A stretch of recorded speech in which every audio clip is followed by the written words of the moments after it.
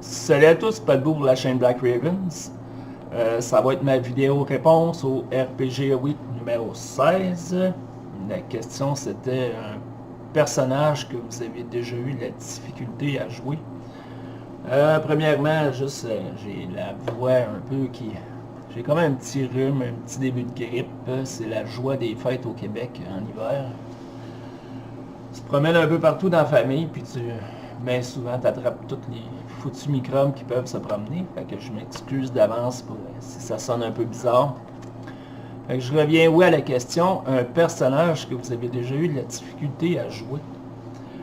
Personnellement, c'est pas arrivé souvent. Quand je fais mes personnages, je m'arrange pour que ça soit plaisant à jouer, bien entendu. Puis je m'arrange pour que ça fasse l'affaire du maître, puis que ça fitte dans le groupe. C'est arrivé qu'une seule fois où j'ai eu un personnage que finalement, à la fin, j'avais comme pas eu de fun à jouer, puis c'est circonstanciel. Je m'explique. Je pense qu'on était à la fin des années 90, peut-être début des années 2000. C'est arrivé une fois qu'il y a eu un genre de convention à Drummond. Je me rappelle même pas c'était où. Je me rappelle pas si c'était au cégep ou dans un centre communautaire. Fait que, excusez-moi, moi puis certains potes de la gang, on décide qu'on va à la convention, on va aller voir ce que ça a l'air.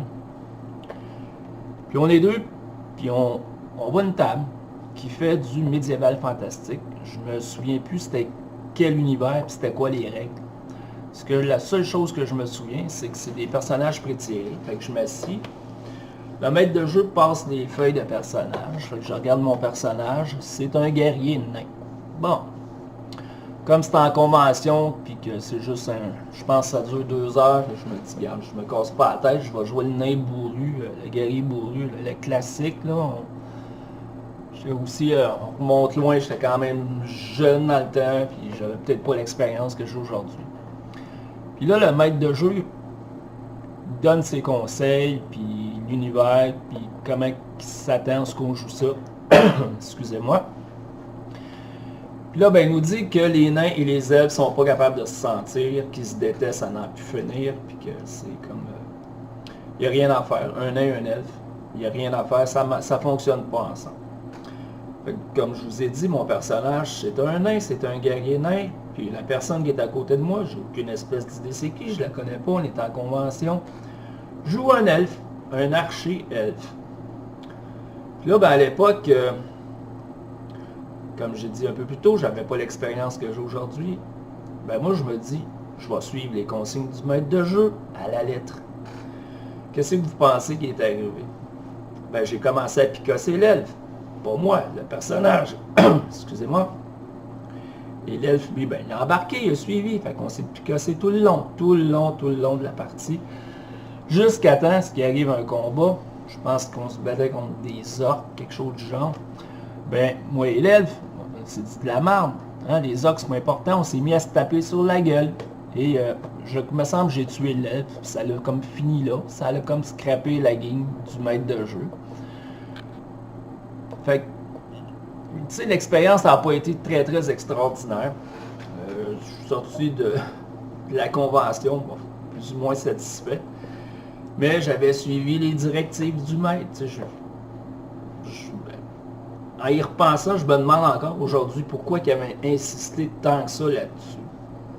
Tu sais, il aurait pu dire que ben, les elfes, des nains, ça s'aime pas, mais tu sais, c'était vraiment, non, vous détestez, vous haïssiez, puis l'emphase était mise là-dessus. Ou si tu veux jouer ça de même, arrange-toi pour qu'une des deux races soit un NPC, mais pas des personnages en tant que tels. Fait que c'est la seule fois que je peux dire que j'ai joué un personnage que ça m'a vraiment déplu à quelque part. C'était pas super le fun. Sinon, ouais, il y a des classes, je prends mettons du médiéval fantastique, la classe comme un monk, j'ai aucun intérêt. Vous diriez, tu vas jouer un monk. Si j'ai vraiment envie de jouer, je vais dire ok, là, je vais faire mon possible, mais je vois pas l'intérêt. Un clerc, la même chose. Oui, on dirait que ça en prend un dans le groupe. Puis oui, tu peux apporter peut-être différentes personnalités de différentes religions, mais je sais pas, j'ai pas d'intérêt. Un ménestrel, la même affaire. pense que tu peux avoir n'importe quelle classe, peut avoir un côté social, mais le ménestrel, je me vois pas chanter une petite chanson durant la partie, vous n'aimeriez pas entendre ça. C'est plus ça. Je pense qu'en tant que joueur, c'est important, quand on fait notre personnage, de faire un personnage qu'on va aimer jouer. Oui, de 1. De 2, je pense que c'est important aussi que le personnage soit capable de s'adapter au groupe.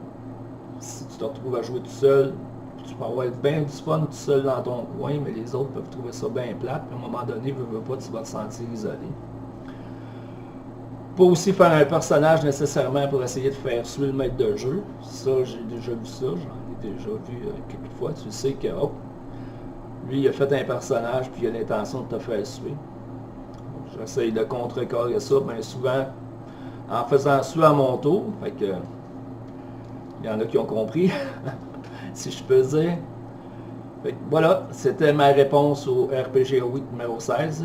Je vais vous souhaiter une bonne et heureuse année 2019. Pas trop de bobos, la grippe, essayez d'oublier ça. Souhaitez de ne pas attraper ça, c'est pas le fun. Beaucoup de roleplay, beaucoup de fun avec des sessions de jeux de rôle. Merci à tous, à la prochaine. Ciao!